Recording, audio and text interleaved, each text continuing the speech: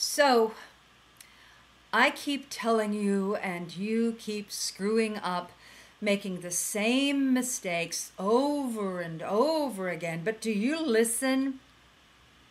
It's because I'm a woman. No, I know it's because I'm a woman. I'm too hysterical. I get too angry. I'm too emotional. My voice is too shrill. It hurts our ears, you say. Whatever.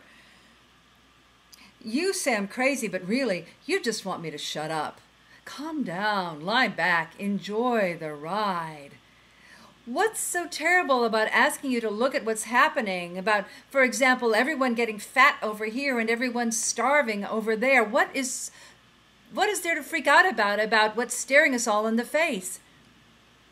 Okay, would it help if I put my real personality undercover, kind of like a spy? Oh, no, wait, I'm not a spy. They're spying on us. They're watching us all the time. They have cameras everywhere. Maybe I should use an avatar. How much time do you spend on your computer? Do you use your credit cards online? God, doesn't that scare the crap out of you? They know what you buy, who you give money to, how much to Obama, how much to McCain. They see what you look at online. What would they find if they looked at the last 100 sites in your history? There it is.